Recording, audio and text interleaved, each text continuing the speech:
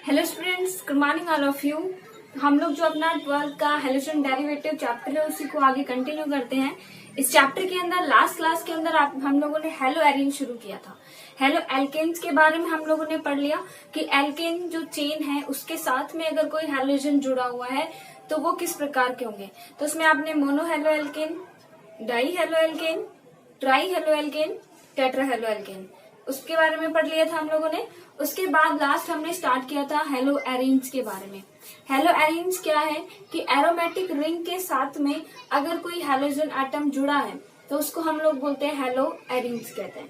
ठीक है, hello arenes के बारे में अगर हम देखें तो हेलो एरीन्स क्या होते हैं। अगर कोई एरोमेटिक रिंग के साथ में, ये मान लो एरोमेटिक रिंग हमने ली थी बेंजीन, इसके साथ में हैलोजन जुड़ा, यहाँ पे एक्स क्या हो सकता है, फ्लोरीन, क्लोरीन, ब्रोमीन और आयोडीन। अगर इनके साथ में आपके हैलोजन जुड़े हैं तो हेलो एरीन्स होता है। यहाँ पे एक चीज और ध्यान रखने वाली है कि यहाँ पे जो हैलोजन होता है वो sp2 संकरित कार्बन से जुड़ा होता है। हेलो एरीन्स में जो हैलोजन होता है वो sp2 संकरित कार्बन से जुड़ा होता है। साथ ही यहाँ पे क्या होता है, sp2 से जुड़ा होता है तो यहाँ पे जो डबल बॉन्ड होते हैं वो क्या होते हैं, अनुनाद में। तो यहाँ X का जो लोन पेयर है और यहाँ पे ये जो डबल बॉन्ड है ये अनुनाद में पार्टिसिपेट करके यहाँ पे C और X जो होते हैं वो आंशिक द्विबंध होते हैं, है ना। C और X का बॉन्ड जो होता है वो सिंगल ना बॉन्ड ना होके आंशिक डबल बॉन्ड का होता है, मीन्स पार्शली डबल बॉन्ड उसके अंदर होता है। इसलिए उसकी जो बॉन्ड लेंथ होती है, बंध लंबाई होती है, वो क्या होती है, कम होती है। इतना हम लोगों ने पढ़ा। उसके बाद में देखिए, अगर हम लोग देखें तो नेक्स्ट जो हमारा आता है वो हम लोगों ने इसको बनाने की विधियां के बारे में पढ़ लिया था कि बनाने की विधियां क्या क्या है, कौन कौन से मेथड से हम इसको बना सकते हैं। नेक्स्ट जो हम लोग क्या आ रहे थे, उसके भौतिक गुण पढ़ लिए थे, रासायनिक गुण। नेक्स्ट जो हमारा टॉपिक स्टार्ट होता है वो होता है उसका रासायनिक गुण। किनके, हेलो एरीन्स के। रासायनिक गुण किसके पढ़ेंगे हम लोग, हेलो एरीन्स के। तो इसके अंदर भी ये 4 प्रकार की अभिक्रिया देता है। पहले अभिक्रिया देता है इलेक्ट्रॉन स्नेही प्रतिस्थापन अभिक्रिया। दूसरा इलेक्ट्रॉन स्नेही प्रतिस्थापन अभिक्रिया। दूसरा जो है वो देता है धातुओं के साथ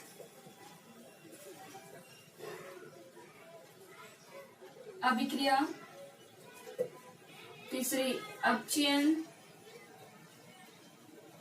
और जो आपके फोर्थ आती है वो है नाभिक स्नेही प्रतिस्थापन अभिक्रिया।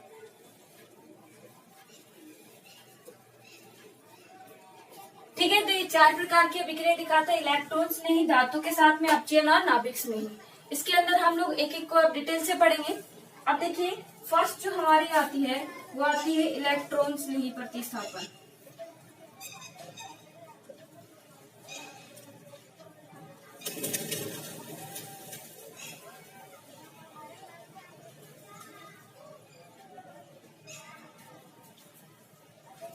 तो इलेक्ट्रॉन स्नेही प्रतिस्थापन में क्या होगा, देखो आपको नाम से पता चल रहा होगा इलेक्ट्रॉन स्नेही, यानी कि इलेक्ट्रॉन लविंग, यानी कि ऐसी स्पीसीज जिसको इलेक्ट्रॉन चाहिए, यानी कि नेगेटिव चार्ज चाहिए।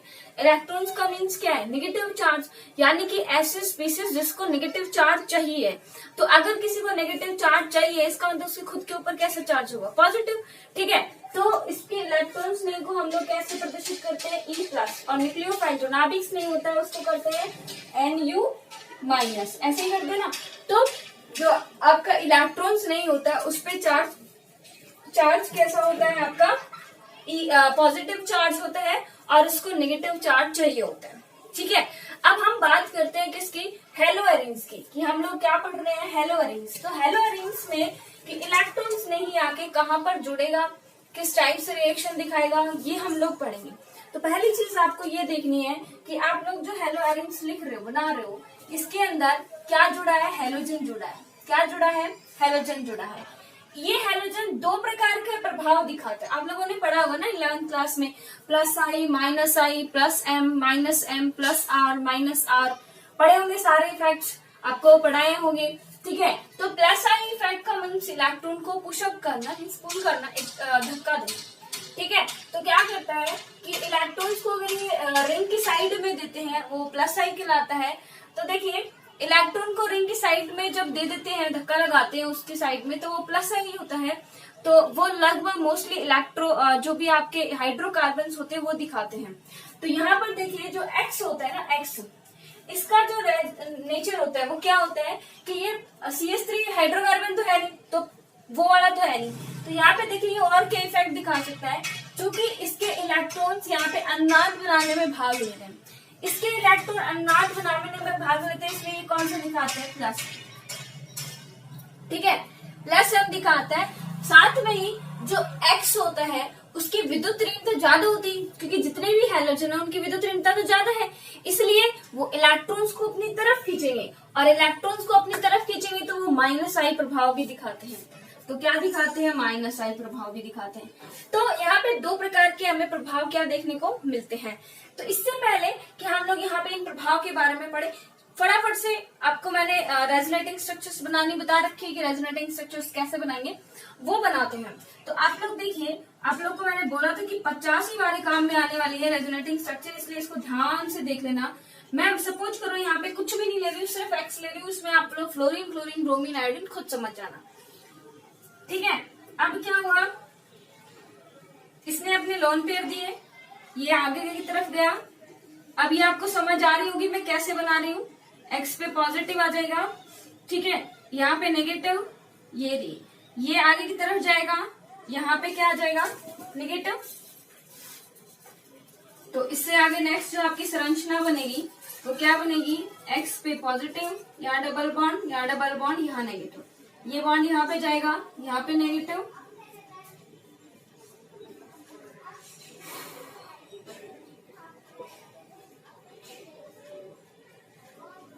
ये नेगेटिव यहाँ गया और ये आ गया।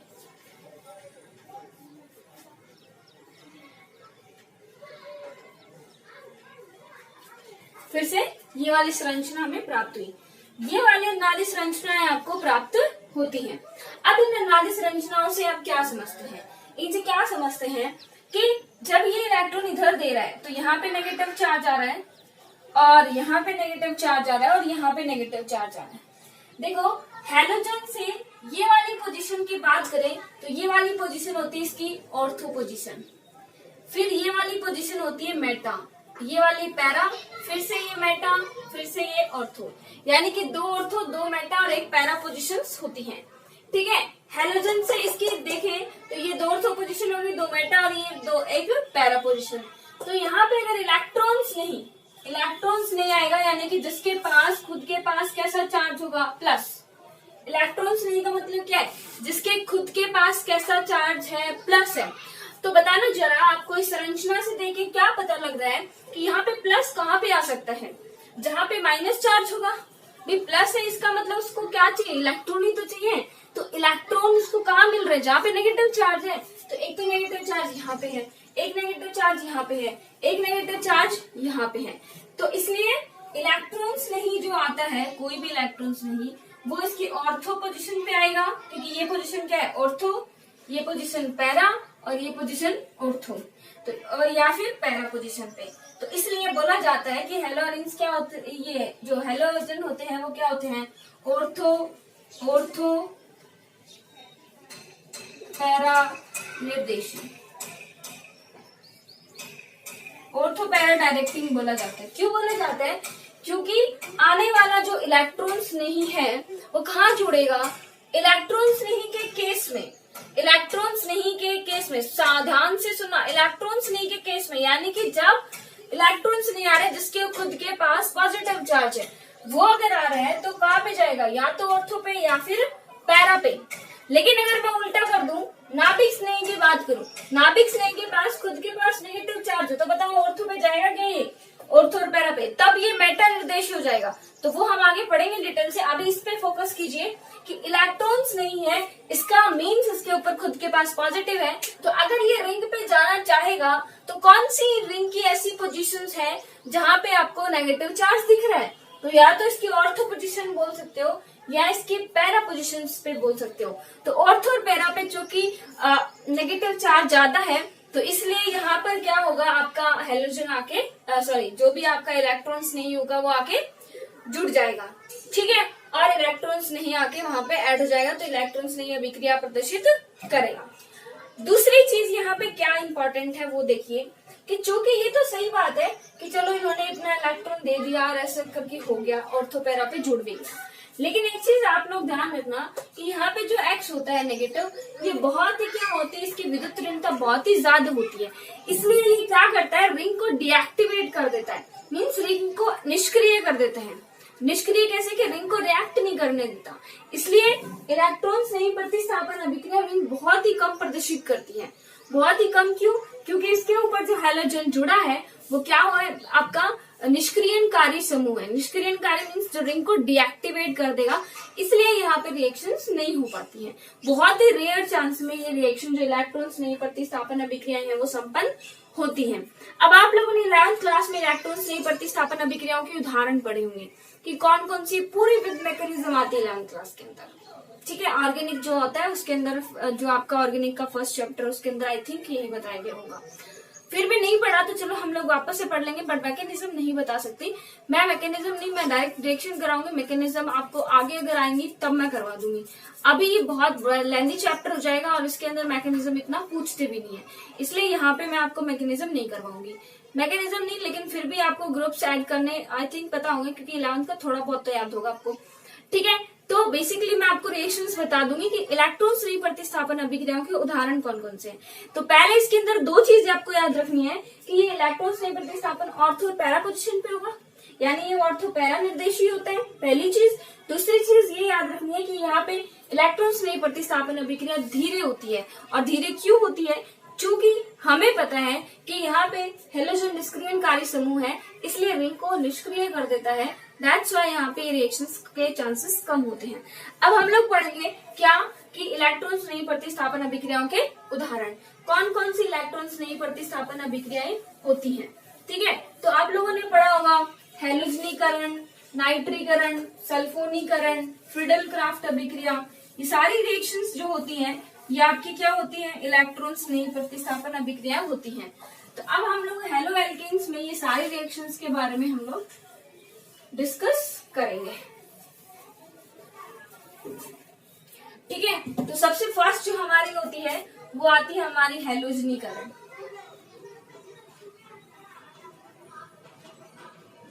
हेलोजनीकरण का मतलब क्या होता है, हेलोजनीकरण होता है कि जो भी आपका जैसे FeCl3 होता है,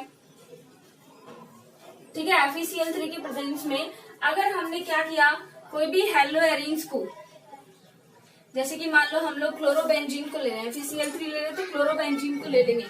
अगर हमने कोई भी क्लोरोबेंजीन या हेलोबेंजीन को किसके साथ में रिएक्शन कराते हैं, हेलोजन के साथ में, किसके साथ में रिएक्शन कराते हैं, हेलोजन के साथ में।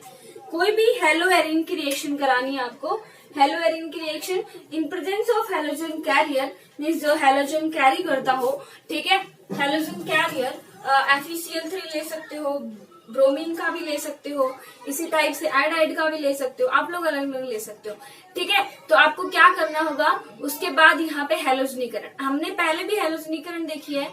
उस रिएक्शन के अंदर क्या होता था, हम लोग हेलोजन ऐड करते थे और वहां पे एक हाइड्रोजन को रिमूव करके एक हेलोजन ऐड हो जाता और एक HX का अणु निकल जाता। यही हमारा पहले हुआ और यही हमारा अब होगा। इसके अंदर बस डिफरेंस कितना है कि हमें कौन सी पोजीशन पे जोड़ना है। तो आपको कौन सी पोजीशन पे जोड़ना है, या तो ऑर्थो पोजीशन पे जोड़ोगे या फिर आप पैरा पोजीशन पे जोड़ोगे, ठीक है। आपको ध्यान बस दो ही चीजें रखनी है कि आपको हेलोजन जोड़ना कहाँ पे है। आपको हेलोजन या तो ऑर्थो पोजीशन पे जोड़ना है या फिर आपको हेलोजन पैरा पोजीशन पे जोड़ना है, ठीक है। तो आपने क्या लिया, आपने लिया FeCl3, ओके। उसके बाद में FeCl3 लेके हम लोग क्या करेंगे, Cl2 हेलोजनीकरण कराएंगे। तो हेलोजन कहाँ जुड़ेगा, या तो यहाँ पे जुड़ जाएगा या फिर यहाँ पे या फिर यहाँ पे। तो ऑर्थो पोजीशन तो एक ही बात है, कोई सी भी जोड़ दो। तो आपके प्रोडक्ट क्या क्या पॉसिबिलिटी है प्रोडक्ट बनने की, या तो आपका क्या हो जाए, यहाँ पे जुड़ जाए, या फिर आपका पॉसिबिलिटी क्या है कि यहाँ पे, और प्लस में क्या निकल जाएगा, HCl, क्योंकि एक यहाँ पे भी अगर जुड़ा तो यहाँ से भी एक हाइड्रोजन जाएगा, इसका एक क्लोरीन, और अगर यहाँ पे जुड़ेगा तो इसका हाइड्रोजन और इसका क्लोरीन, तो एक HCl का अणु तो निकलेगा ही। ठीक है, तो ये अभिक्रिया क्या है, हैलोजनीकरण, और स्पेशली ये क्या है, क्लोरीनीकरण, क्योंकि हम लोग क्या जोड़ रहे हैं, क्लोरीन जोड़ रहे हैं, तो स्पेशली ये क्या है, क्लोरीनीकरण। हैलोजनीकरण हो गई, उसके बाद में नेक्स्ट रिएक्शन होती है सल्फोनीकरण।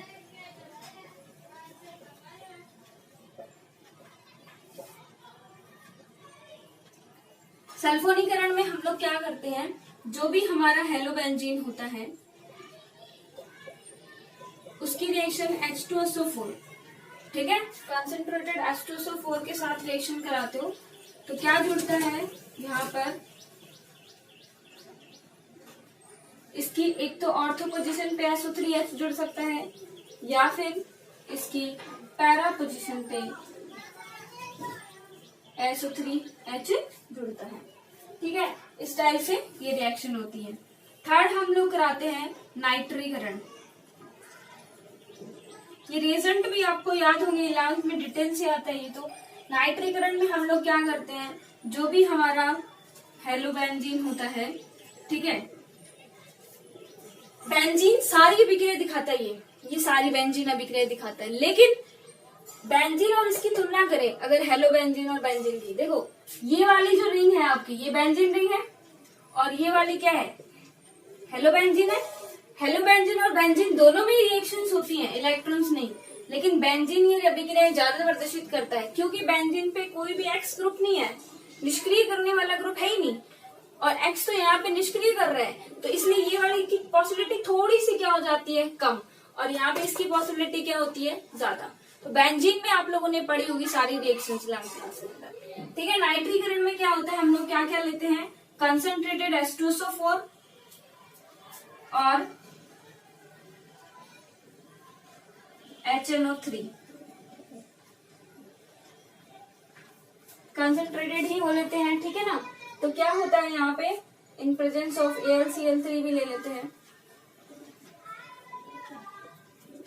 X इसकी ऑर्थो पोजीशन पे NO2 जुड़ सकता है, या फिर क्या होगा, इसकी पैरा पोजीशन पे NO2 जुड़ेगा, या तो इसकी ऑर्थो पोजीशन पे NO2 जुड़ सकता है, या फिर इसकी पैरा पोजीशन पे NO2 जुड़ेगा। ऑर्थो नाइट्रो जो भी हेलोबेंजीन है वो मिल सकता है, या फिर पैरा नाइट्रो जो भी हेलोबेंजीन है वो मिल सकता है।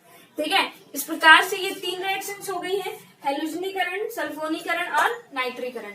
नाइट्रीकरण में देखो, जब हम H2SO4 HNO3 की रिएक्शन कराते हैं तो यहाँ पे जो आपका NO2 पॉजिटिव, यहाँ पे इलेक्ट्रॉन्स नहीं होता है, H2SO4 में SO3 पॉजिटिव, यहाँ पे इलेक्ट्रॉन्स नहीं होता है।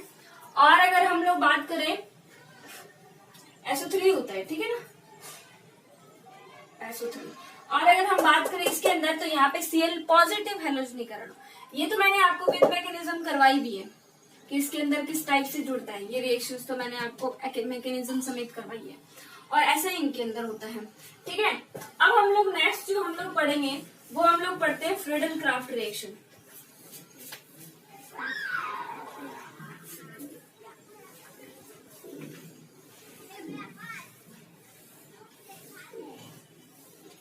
फ्रीडल क्राफ्ट भी आप लोगों ने पढ़ी होगी, 11th में 2 टाइप की होती है, फिर भी नहीं पढ़ी तो देखिए फिर से देख लीजिए। नेक्स्ट जो हमारी 4th प्रकार की जो उदाहरण होता है वो होती है फ्रीडल क्राफ्ट अभिक्रिया।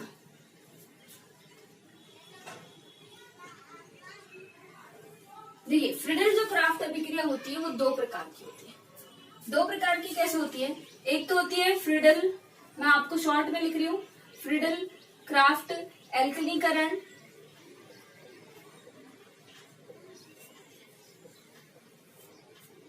Friedel craft एसिलीकरण।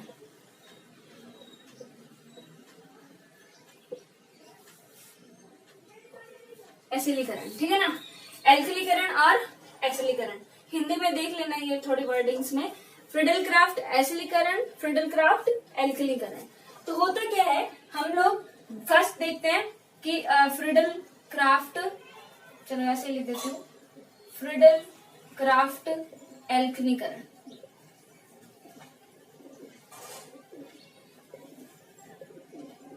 फ्रिडल क्राफ्ट एल्कलीकरण में क्या होता है? फ्रिडल क्राफ्ट एल्कलीकरण में क्या होता है कि हम लोग क्या करते हैं, जो भी आपकी हेलोबेंजीन है उसकी अभिक्रिया एल्किल हैलाइड से कराते हैं। एल्कलीकरण है ना, एल्कलीकरण है तो एल्किल हैलाइड से कराते हो इन प्रेजेंस ऑफ AlCl3। क्या कराते हैं? Alkyl halide. एल्किल हैलाइड बोले तो CH3Cl ऐसे लिख सकते हो आप लोग, ठीक है ना। CH3Cl RX का उदाहरण ही तो है। तो एल्किल हैलाइड से कराओगे इन प्रेजेंस ऑफ AlCl3 तो क्या होगा, यहां पर ये X तो है, R ग्रुप जुड़ जाता है और प्लस में HX निकल जाता है। अब देखिए इसका R ग्रुप तो यहाँ जुड़ गया, इसका जो H यहाँ से था और इसका X यहाँ से क्या निकल गया, HX निकल गया। और अगर मान लो सपोज करो इससे आपने कराई है तो आपको क्या प्राप्त होगा, यहाँ पे आपको CH3 मिल जाएगा प्लस में HCl मिल जाएगा। ओके ना, ठीक है ना। तो फ्रिडल क्राफ्ट एल्कलीकरण में क्या करते हैं हम लोग कि जो भी हमारा एल्किल हैलाइड होता है, हेलोएरीन होता है, उसके रिएक्शन हम एल्किल हैलाइड के साथ में कराते हैं, कोई भी RX के अणु के साथ में इन प्रेजेंस ऑफ AlCl3। तो वहां पे आपको एल्किल जो ग्रुप है वो बेंजीन रिंग पे ऐड हो जाता है। जो सेकेंड इसका टाइप है वो सेकेंड टाइप है एसिलीकरण।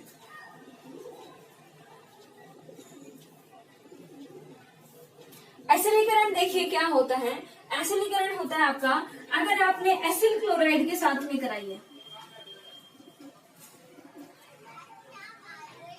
एसिल क्लोराइड बोलते हैं RC≡OX को।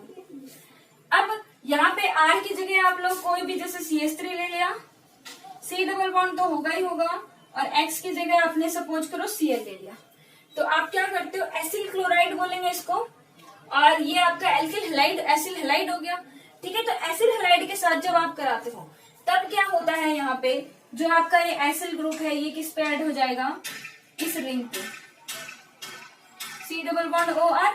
और अगर आपने सपोज करो एग्जाम्पल लिया है तो ये हो जाएगा C≡OCH3 और प्लस में HCl या HX निकल और यहाँ से निकलेगा HCl, ठीक है। तो ये आपका क्या हो जाता है, एग्जाम्पल। तो ये आपकी फ्रिडल क्राफ्ट एल्कलीकरण, या आपकी फ्रिडल क्राफ्ट एसिलीकरण। एल्कलीकरण में एल्किल हैलाइड के साथ रिएक्शन कराओगे, एसिलीकरण में एसिल हैलाइड वही AlCl3 की उपस्थिति में, निर्जल AlCl3 की उपस्थिति में, ठीक है ना। तो यहाँ पे आपका एसिल जो आपका ग्रुप है वो ऐड हो जाएगा और यहाँ पे आपका जो एल्किल ग्रुप है वो ऐड हो जाएगा, और इस टाइप से आपकी जितनी भी इलेक्ट्रॉन से नहीं प्रतिस्थापन अभिक्रियाएं थी वो खत्म हुई। इलेक्ट्रॉन से नहीं अभिक्रियाओं में कौन कौन सी रिएक्शंस हो गई हमारी, एक तो हमारी कौन सी हुई, फर्स्ट हेलोजनीकरण रिएक्शन, सेकेंड सल्फोनीकरण, थर्ड नाइट्रीकरण, फोर्थ जो आपकी फ्रिडल क्राफ्ट में भी दो टाइप की होती है, एक तो एल्कलीकरण और एक एसिलीकरण। लेकिन एक चीज आपको बता दूं कि जो बेंजीन होता है, हम अगर बात करें, देखो ये क्वेश्चन कई बार पूछा जाता है और नोट करके मतलब लगा लेना अपनी कॉपी के अंदर, ये इसका एक क्वेश्चन आता है कि जो बेंजीन जो हेलोएरीन होती है वो इलेक्ट्रॉन्स नहीं प्रतिस्थापन अभिक्रियाओं के प्रति कम क्रियाशील होती है बेंजीन की तुलना में, क्यों? इसकी रिएक्टिविटी ज्यादा है, ये जल्दी रिएक्शन करेंगे और ये धीरे रिएक्शन करेंगे, क्यों? तो इसमें ये क्वेश्चन ही बहुत बार पूछा जाता है, तो नोट कर लेना इस क्वेश्चन को कि बेंजीन जो होता है ज्यादा रिएक्टिव होता है हेलो जो आपके बेंजीन होते हैं उनसे। तो बेंजीन क्यों रिएक्टिव होता है, क्योंकि बेंजीन में हेलोजन नहीं है और हेलोजन एक निष्क्रियकारी समूह है जो बेंजीन रिंग को निष्क्रिय कर देता है। इस वजह से बेंजीन जो हेलोबेंजीन में जो आपके इलेक्ट्रॉन से नहीं प्रतिस्थापन अभिक्रियाएं हैं वो धीरे होती है एज कम्पेयर टू बेंजीन में रिएक्शन क्या हो जाती है, फास्ट हो जाती है। तो इतना आपको समझ आया कि इन दोनों रिएक्शंस की अगर हम बात करें तो इसके अंदर बेंजीन में जो होती है वो रिएक्शंस फास्ट हो जाएंगी और हेलोएरीन में रिएक्शन क्या हो जाएंगी, स्लो, ठीक है। तो ये आप लोग का क्या हुआ, कंप्लीट कौन सी रिएक्शंस खत्म हो गई हमारी, इलेक्ट्रॉन्स नहीं प्रतिस्थापन अभिक्रिया। उसके बाद में अगर हम बात करें दूसरी जो रिएक्शंस थी, दूसरी रिएक्शन हम लोगों ने पढ़ी थी कि धातु के साथ अभिक्रिया दिखाता है। अच्छा, धातु के साथ अभिक्रिया करके भैया कहाँ क्या मतलब प्रोडक्ट बनाता है वो हम लोग देखते हैं कि हेलोएरीन की धातु के साथ में अभिक्रिया, ठीक है। तो आपका नेक्स्ट जो आपका सेकंड जो पॉइंट होता है वो आपका रिएक्शन है धातुओं के साथ अभिक्रिया।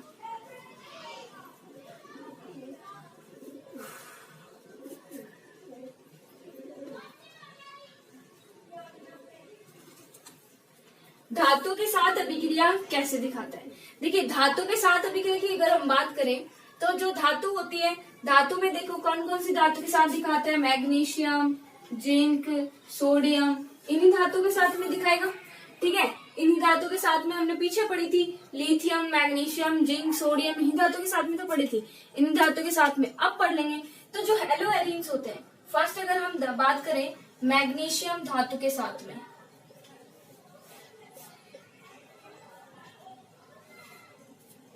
एक कॉपर के साथ में भी दिखाता है। ठीक है, तो मैग्नीशियम अगर धातु की बात करें तो मैग्नीशियम जो धातु होती है आपकी, वो हेलो एरीन्स के साथ में, देखिए ओके, ये आपका क्या है, हेलो एरीन है। हेलो एरीन में ध्यान रखना, एक्स लगा देना, और एक्स की जगह हम लोग क्या ले सकते हैं, कोई भी अपना क्या बोल सकते हो आप लोग, क्लोरोबेंजीन ले सकते हैं, ब्रोमोबेंजीन ले सकते हैं, आयोडोबेंजीन ले सकते हैं। इसमें स्पेशली आप लोग एक चीज याद रखना कि जो आपका क्लोरोबेंजीन जब हम लोग लेते हैं, ठीक है, मैग्नीशियम के साथ, तो जब क्लोरोबेंजीन लिया जाता है तो टेट्राहाइड्रोफ्यूरिन इसका इस्तेमाल करते हैं एज ए कैटलिस्ट। ठीक है ना, कैटलिस्ट के तौर पे टेट्राहाइड्रोफ्यूरिन का इस्तेमाल किया जाता है, और उसके बाद इसकी रिएक्शन किसके साथ की जाती है, मैग्नीशियम के साथ में की जाती है। देखो मैं थोड़ा सा लिख देती हूँ,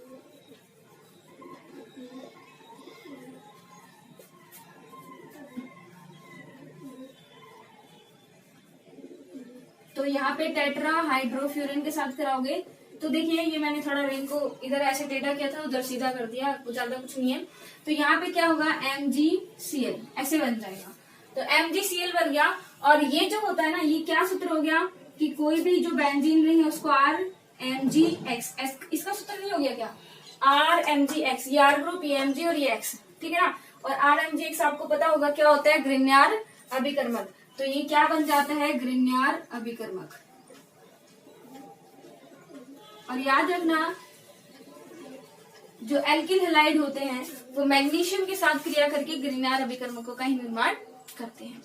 तो जब हमने क्लोरोबेंजीन ली है तो हमने एज ए कैटलिस्ट या विलायक के रूप में, जो आपको मतलब माध्यम होता है, वो माध्यम आपने क्या लिया, टेट्राहाइड्रोफ्यूरिन लिया। लेकिन अगर आप ब्रोमोबेंजीन और आयोडोबेंजीन लेते हो तब इसकी रिएक्शन आप लोग ड्राई ईथर क्या करा सकते हो, अगर आपने सपोज करो, या तो आपने Br ले लिया, या सपोज करो आपने क्या ले लिया, आयोडीन ले लिया।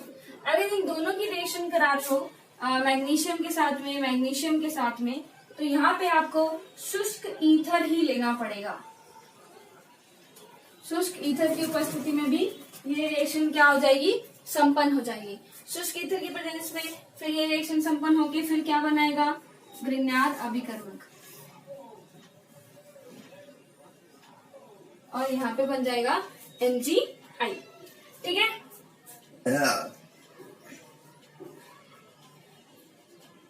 होगा फिर ये MgI बन जाएगा।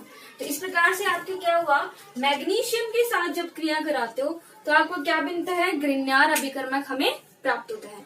इतनी चीज आप अच्छे से याद रखना कि जब भी आप नॉर्मली एल्किल हैलाइड की कराओगे तब भी आपका ग्रिग्नार्ड अभिकर्मक मिलेगा, हेलो एरीन के साथ में कराओगे तब भी आपका ग्रिग्नार्ड अभिकर्मक मिलेगा। अब लगभग रिएक्शन सेम सी है, वहां पे भी आपने सोडियम के साथ रिएक्शन कराई थी, वुड्स अभिक्रिया याद होगा, और यहाँ पे भी वही रिएक्शंस होंगी। ठीक है, लगभग वैसी सी रिएक्शन होगी। यहाँ पे वुड्स की बजाय दूसरा कोई नाम रख देंगे, ठीक है ना। तो वो हम लोग पढ़ेंगे नेक्स्ट क्लास के अंदर कि सोडियम, जिंक, कॉपर, इनके साथ में रिएक्शन करके ये क्या क्या प्रोडक्ट देते हैं। ठीक है, इतने आप अच्छे से इन रिएक्शंस को पढ़िए। ओके।